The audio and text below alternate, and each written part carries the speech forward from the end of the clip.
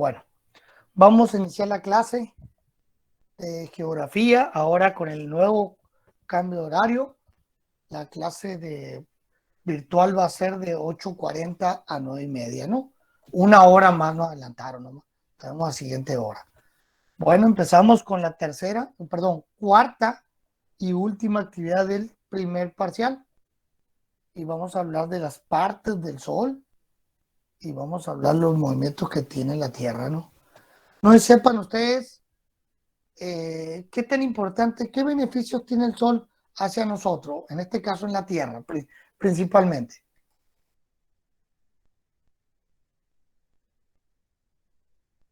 No sé si se acuerdan. Pues ¿Puedo repetir la pregunta? sin el sol, Adelante Méndez y después, no me acuerdo, se me salió inmediato el siguiente. Yo pregunté que si puede repetir. No alcancé a escuchar cuál fue la pregunta. Que pregunté qué beneficios tiene el Sol hacia nosotros, en este caso la Tierra, ¿no? Adelante Méndez.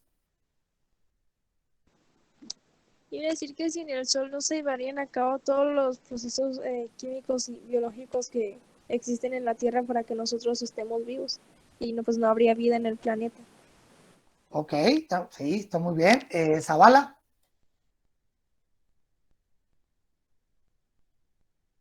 A mí uno de los ejemplos más particulares que se me ocurre es la obtención de vitamina D para los seres humanos, que es, o sea, el sol es la fuente de vitamina D más eficiente para nosotros, aunque también se puede obtener en mariscos.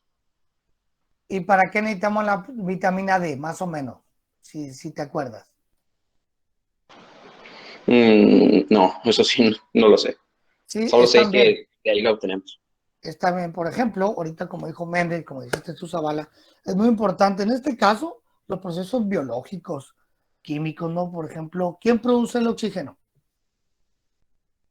¿Qué ser vivo? Los Las árboles. plantas liberan oxígeno. Ok, Las algas y también, las algas de mar. las algas, las plantas, sí. Y gracias al sol, si no existiera el sol, no se produce la fotosíntesis, por consecuencia no producen oxígeno y pues nosotros no respiramos, ¿no? Es uno de los procesos principales del Profe, sol. Sí, dígame. a lo que dijo de la vitamina D, pues nos sirve para mantener nuestros huesos sanos. Ándale, lo nuestro sano también, un poquito de la piel, que sea turgente, ¿sí? Hay muchos vitaminas que se reproduce o se multiplica a través de la energía solar. Incluso hay unos seres vivos que se le llaman sangre fría. ¿Sí saben por quiénes son y sí saben por qué?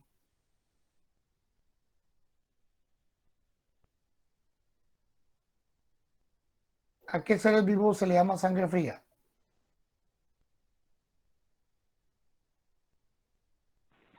a los reptiles, ¿no? A los reptiles, exactamente. Los reptiles no tienen la capacidad de regular la temperatura como nosotros. Entonces los reptiles, cada cierto, en la mañana, cierto tiempo, una hora, 2 horas, no recuerdo ahorita, digo exacto, posan hacia el sol para que su cuerpo caliente y empiece ya a hacer todas sus fisiologías y puedan alimentarse. De hecho, son muy lentos los reptiles en el frío. Necesitan calor para poder hacer todos sus movimientos. Es tan importante, son incluso hoy en día, en la actualidad, hasta energía estamos ya obteniendo a través del sol. Ahora lo más novedoso es obtener energía solar para transformarla y producir energía eléctrica para el uso doméstico del ser humano, menos contaminante, ¿no? Entre muchas de las cosas, y ahorita nos podemos pasar diciendo muchos beneficios del sol, nos quejamos que hace mucho calor y X y Y, ¿no? Pero, al final de cuentas, lo necesitamos, ¿no? Bueno, esto es lo que quería dar a conocer los beneficios del sol. Vamos a ver las partes del sol. ¿Sí saben cuál fue el origen o cuál es la teoría que le dicen que es el origen de la Tierra, del universo, perdón, que hasta un nombre de un programa tiene? La teoría del Big Bang. La teoría del Big Bang. Teoría del Big Bang. Y también, ¿cómo se le llama a esa teoría?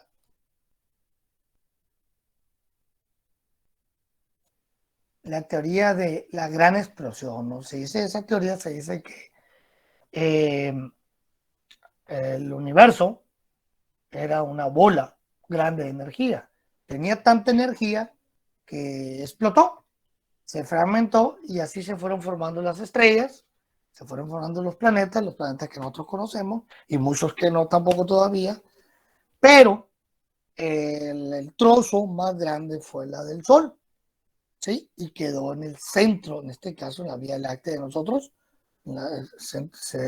círculo solar de nosotros de que pertenecemos, y el Sol es la que tiene energía propia, no como la Luna ni la Tierra. Gracias a ellos, gracias al Sol, nosotros tenemos cierta luz en ciertas horas, ¿no? Entonces, esa es la teoría del Big Bang, ¿no? La gran explosión. Por consecuencia, como venimos de la misma parte, tenemos las partes del Sol se parecen mucho a las partes de la Tierra, nomás que hay pequeñas diferencias, ¿no? Vamos a ver el primer video, lo que le llaman las partes del Sol. Díganme si se ve, por favor, el video. ¿Se ve el video?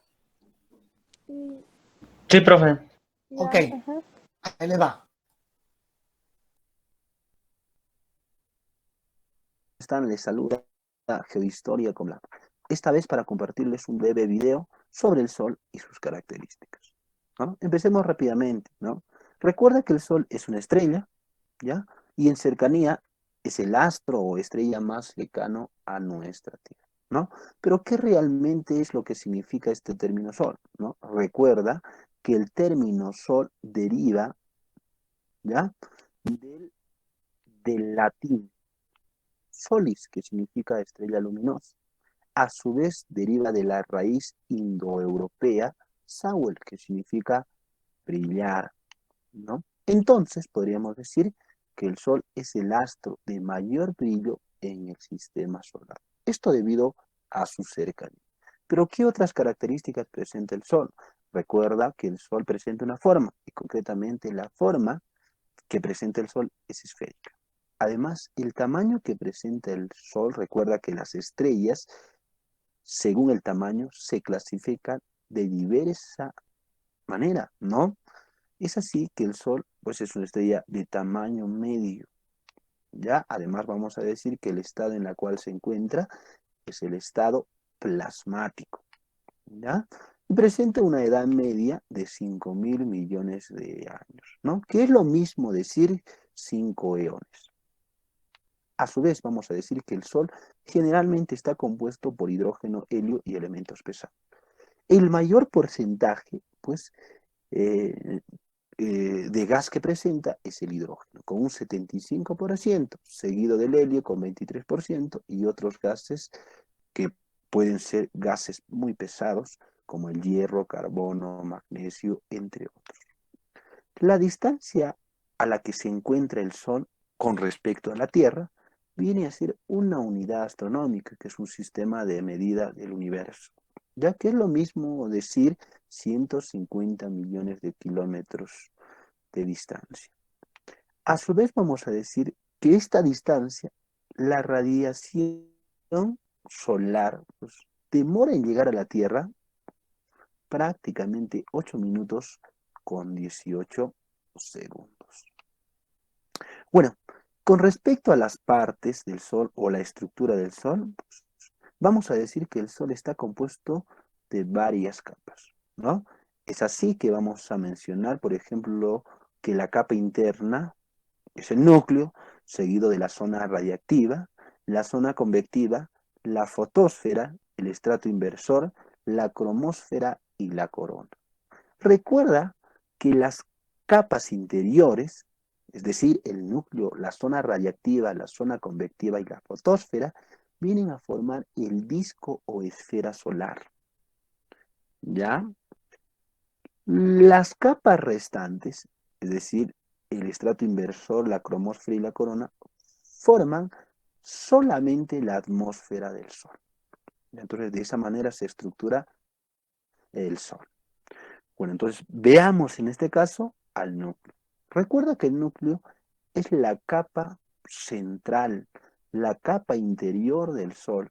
Generalmente Las enormes temperaturas del núcleo, pues, generan una fusión termonuclear o reacciones termonucleares en el centro, pues, que solamente viene a ser la transformación de 4 átomos de hidrógeno en una de helio. Esta fusión del hidrógeno en helio genera, pues, que el Sol emite energía, libera energía, pues, y esta energía es la que se desplaza del interior hacia el exterior. La siguiente capa o zona vendría a ser la zona radiactiva.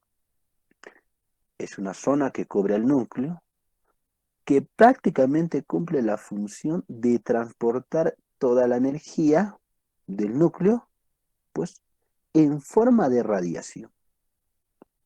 Es decir, transporta fotones del interior al exterior. Y este desplazamiento puede durar miles de años. La siguiente zona, pues, es la zona convectiva. Bueno, en esta zona convectiva, la energía del Sol ahora se transporta por convección, es decir, por calor. Un conjunto de masas de gases muy calientes empiezan a ascender y las masas que están en el exterior, en este caso, con menor temperatura, empiezan a descender, pues, generando un movimiento convectivo circular. ¿Mm? Además, otra de las partes es la fotosfera, que significa esfera de luz, ¿no? Etimológicamente hablando, ¿ya?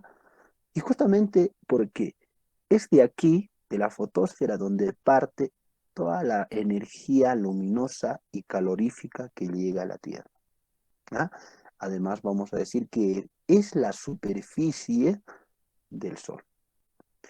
En la fotosfera se encuentran o se dan muchos fenómenos solares, como son las fáculas, las máculas, las granulaciones, y aquí nacen, por ejemplo, las protuberancias.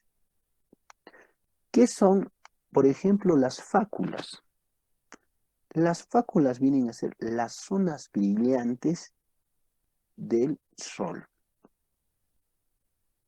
que generalmente rodean a las manchas solares. Las máculas, que vendrían a ser zonas grises, zonas oscuras, que tienen menor temperatura. Y esta menor temperatura genera que por contraste se vean oscuras, ¿no?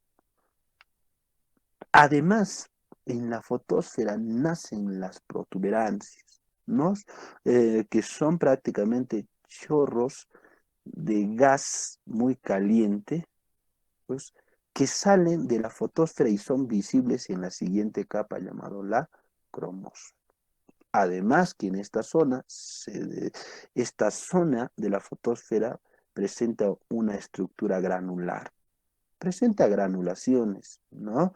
Y las granulaciones vendrían a ser burbujas a maneras de granos de arroz.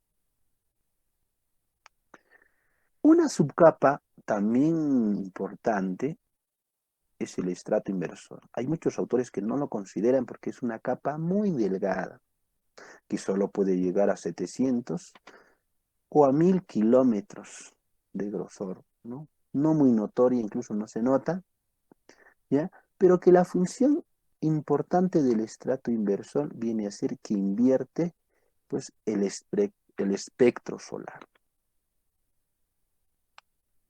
¿no? Esa es la función principal. Es decir, va a dividir el espectro solar a través de unas rayas oscuras llamadas rayas de Fraunhofer. La cromosfera, pues, es otra capa, ¿no? Que viene a ser solamente la atmósfera del Sol, y concretamente la atmósfera interior del Sol. Etimológicamente, este término cromosfera significa esfera de color, debido a su color rojizo o en muchos casos rosado. Es más, se supone que esta es la capa que le da el color al Sol. Algo importante que podemos recalcar de la cromosfera es que aquí se encuentran las espículas, que es una estructura picuda, ¿no?, que sobresale por el magnetismo existente en la cromosfera. La corona o aureola vendría a ser la capa exterior del Sol, también conocida como atmósfera exterior, ¿ya? Prácticamente la corona o aureola vendría a ser, pues, el resplandor que presenta el Sol, ¿ya? Pues es una luz no tan brillante y no es notorio, porque la luminosidad de la fotosfera, pues en este caso, cubre todas las capas exteriores del Sol con bastante radiación o luminosidad, ¿no? En todo caso, la corona solo es visible en eclipses totales del Sol. Es más, vamos a decir que tanto la corona y la cromosfera no son visibles normalmente por el ojo humano, sino a través de los eclipses se pueden observar. Entonces, eso es importante. Finalmente, vamos a decir que de la corona, o en la corona, pues de la corona nace el viento solar, ¿no? El viento solar nace de la corona, ¿no? Ahí está, se puede ver en este esquema.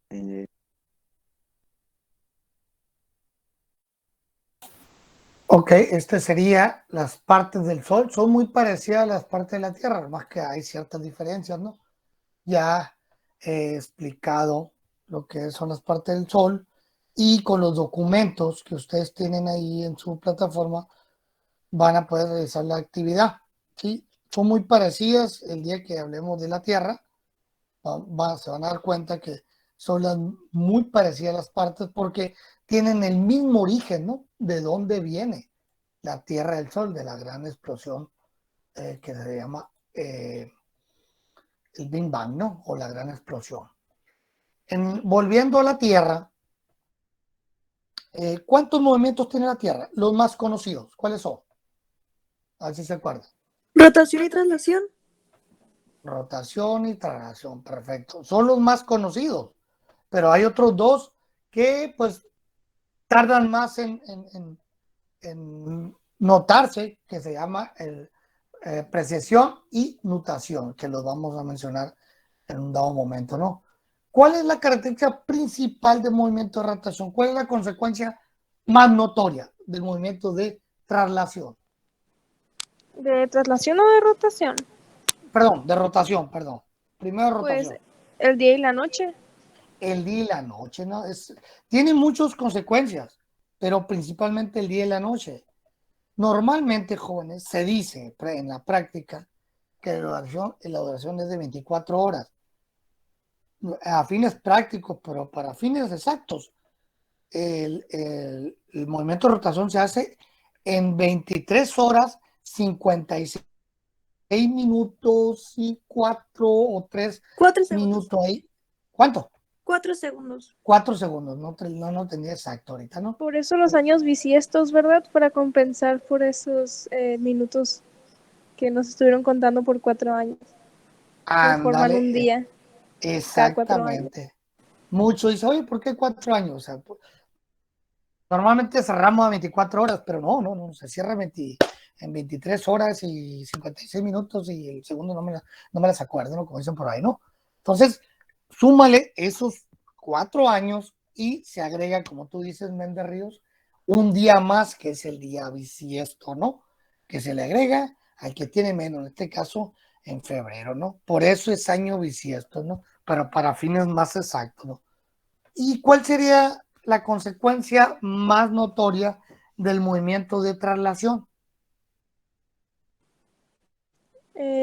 Alguien aquí dice las estaciones del año, dijo Zavala, y pues el año en sí.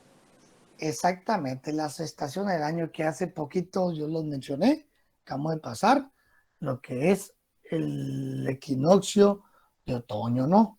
Entonces, esas son, hay más consecuencias, pero las más viables son estaciones del año en traslación y día y la noche en rotación, ¿no? Vamos a ver un video que nos habla de estos movimientos y los otros dos que es la nutación y precesión son efectos ya que tardan más años en cumplirse, pero sí hay otros dos movimientos. Dígame si se ve el video que nos habla de los movimientos de la Tierra.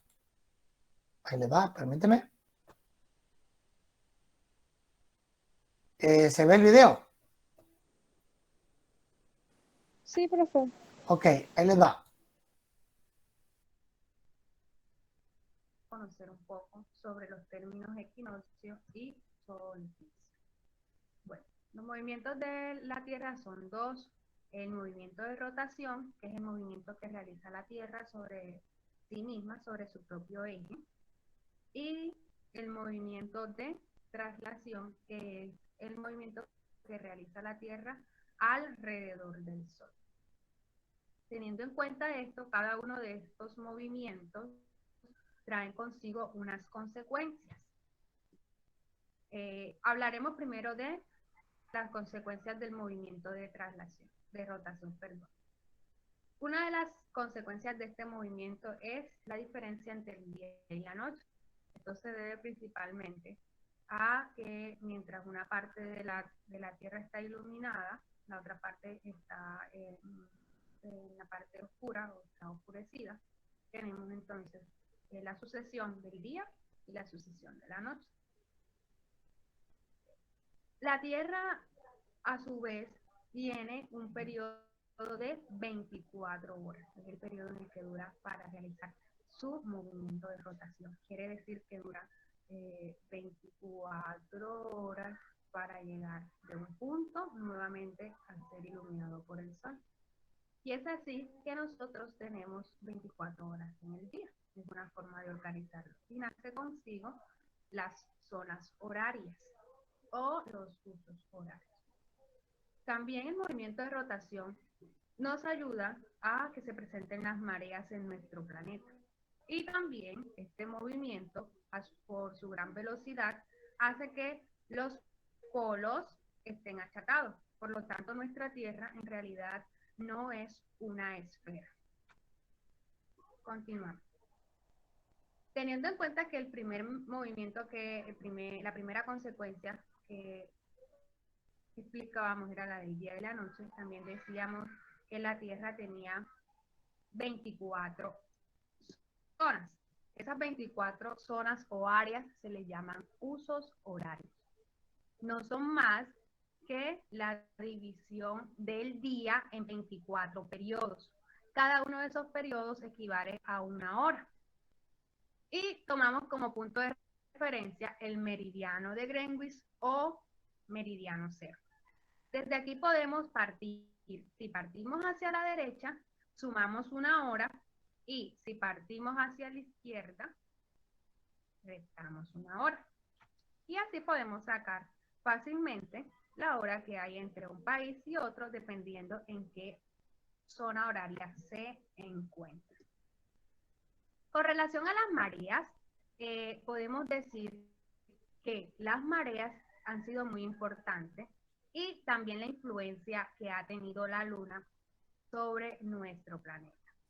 Si nos damos cuenta, las mareas pueden ser mareas vivas y mareas muertas. Estas mareas se presentan por una razón, y es que el Sol, al igual que la Luna, tienen cierto grado de atracción sobre la Tierra por la gravedad. Cuando la Luna, la Tierra y el Sol se encuentran alineados, se producen las mareas vivas o mareas altas. Miren, acá también podemos observar, está la Luna, está la Luna, está el Sol y está la Tierra. Si nosotros hacemos una línea, están alineados. Esa alineación hace que la concentración de la gravedad sea mayor y por lo tanto se presentan esas mareas vivas. Si ustedes pueden observar en la imagen, esas mareas vivas o estas zonas que vemos de color azul pueden ser visibles por los seres humanos. Cuando nosotros estamos cerca del mar y se presentan este tipo de mareas, podemos verlas con facilidad ¿Por qué? Porque los mares y los océanos están en estado líquido y es más fácil ver cómo la fuerza de atracción de la gravedad influye. Sin embargo, no puede ser percibido a simple vista con relación a la superficie de la Tierra. ¿Por qué? Porque se encuentra en estado sólido. Por otra parte están las mareas muertas. Las mareas muertas son aquellas mareas que también consideramos mareas bajas y se presentan cuando se da un ángulo recto entre el Sol, la Tierra y la Luna. Si miramos aquí, subimos, se formó un ángulo recto. Si vamos acá en la imagen inferior, al lado derecho, encontramos lo mismo. Guiamos de la flecha hacia abajo y encontramos un ángulo recto, denominados mareas muertas o mareas bajas. Nos vamos un momentico acá y vamos a observar lo que corresponde al movimiento de traslación. Este movimiento de traslación cumple una de las funciones más importantes y es que se presentan las estaciones. Eso lo hemos escuchado desde grados anteriores. Pero también hace que se presenten las zonas climáticas, que ya también la han desarrollado en grupos inferiores. Vamos a explicar el por qué se presentan esas estaciones y por qué se presentan esas zonas climáticas en la Tierra. Bueno, partimos hablando de que una de las consecuencias del movimiento de traslación es que al estar la Tierra inclinada, como les decía al inicio de la clase, los rayos del Sol no pegan con la misma intensidad en la Tierra. Y eso hace que las temperaturas varíen en el polo norte y también en el polo sur. Otra parte importante que mencionábamos, las zonas climáticas, ¿verdad? Y hablábamos también de que los rayos del Sol pegan siempre de manera perpendicular sobre la línea del ecuador. Y hablamos de los años bisiestos. Vamos poco a poco. Empezamos hablando con la primera consecuencia. Si observamos la órbita que tiene la Tierra alrededor del Sol, que es una órbita en forma elíptica, podemos encontrar que a medida que la Tierra va realizando su movimiento de traslación, los rayos del Sol pueden incidir de cierta manera. Mientras que del 21 al 22 de diciembre, los rayos del Sol pegan más fuertemente en el hemisferio sur, especialmente en el polo sur. Miren que aquí está bastante iluminado, podemos ver el eje de rotación del polo sur aquí. Quiere decir que en esta época del año, este hemisferio se encuentra en verano, mientras que el hemisferio norte se encuentra en invierno. Y si observan acá, los rayos del Sol no están incidiendo mucho, por lo tanto, las temperaturas aquí van a ser menores. En este caso, este polo, los días son más largos y las noches más cortas. Y en el polo norte, las noches son más largas y los días son más cortos. Y me voy a ir directamente hacia el otro extremo, que es el 21 a 22 de junio, y es el solsticio de verano. Si ustedes se dan cuenta, pasa lo contrario, ¿verdad? Los rayos del Sol iluminan mucho y fuertemente en el polo norte. Quiere decir que ahora pasa lo contrario. En el polo norte y en el hemisferio norte es verano y los días son más largos y las noches más cortas, mientras que en el hemisferio sur, especialmente en el polo sur, miren que no está iluminado, es invierno, y como es invierno, los días son más cortos y las noches son más largas.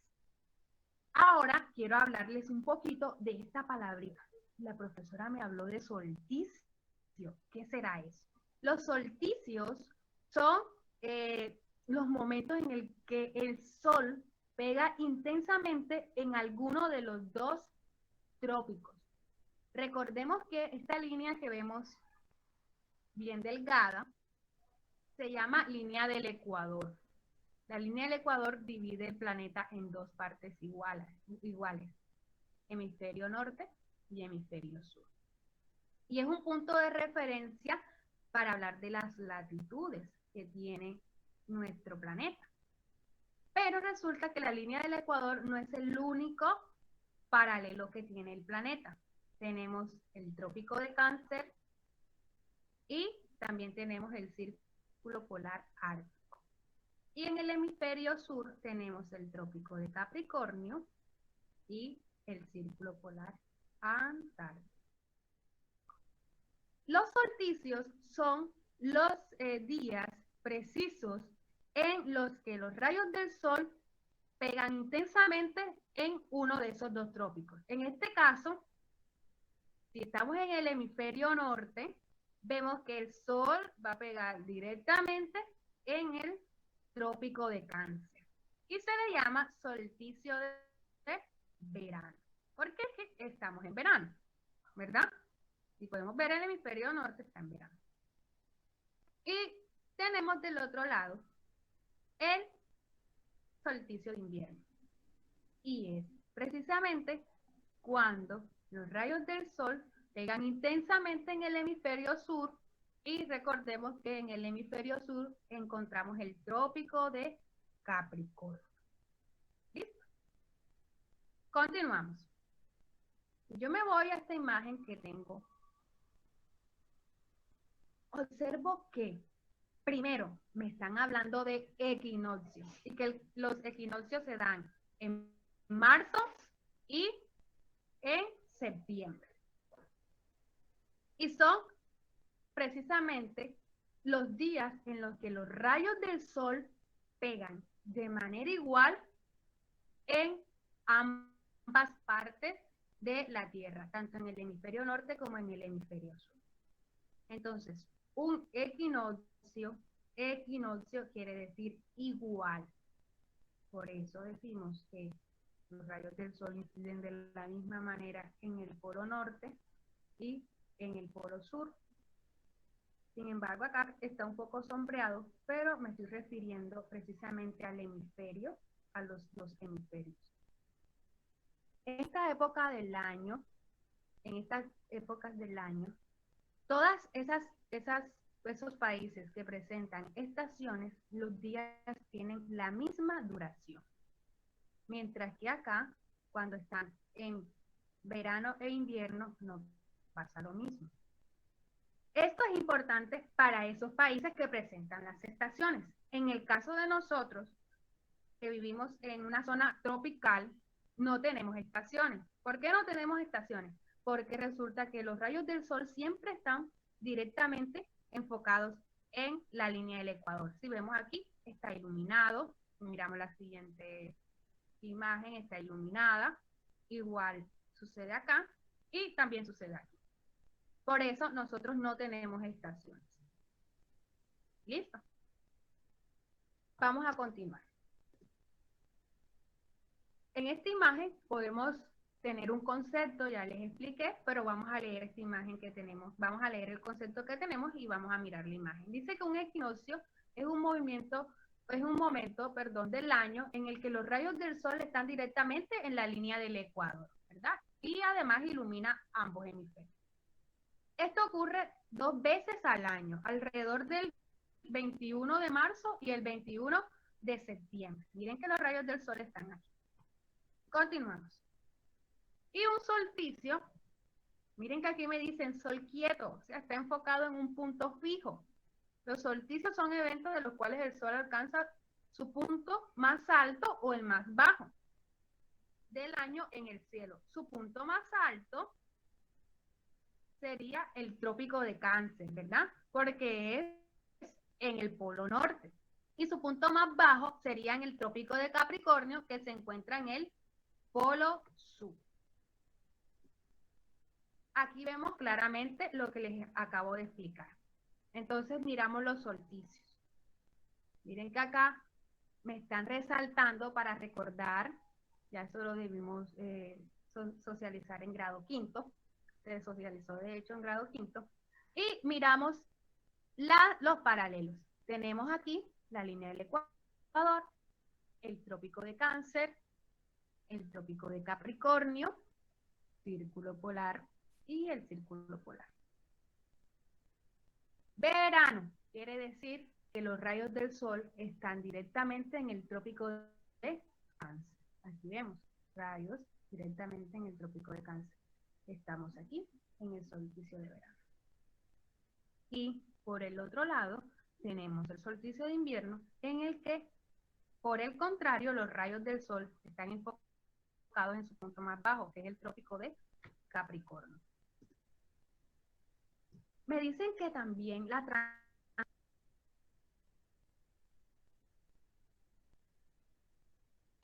Bueno, eso es una explicación ya de lo que se refiere a los dos movimientos principales, ¿no? Que es rotación y traslación.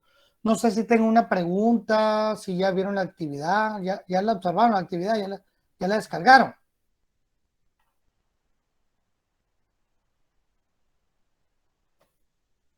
Yo todavía no, la verdad. Yo sí, profe. Ok, ¿se ve ahí la actividad? Sí.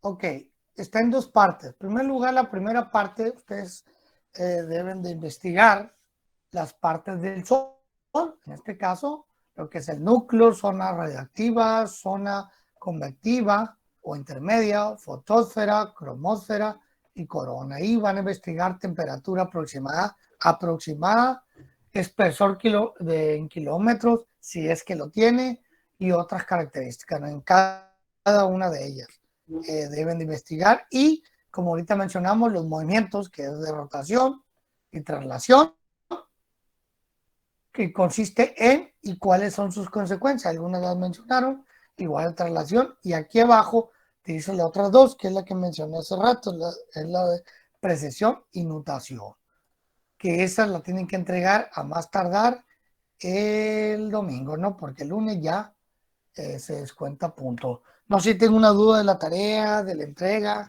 de algo del tema.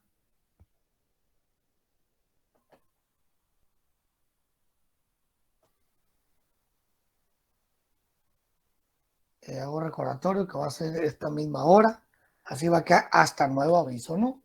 Por lo pronto, estos días va a quedar así, ¿no? No sé si tengo una pregunta, algo, una duda. Yo no, maestro. Todo entendible. Bueno, pues para cerrar, voy a pasar lista, igual como todo el tiempo.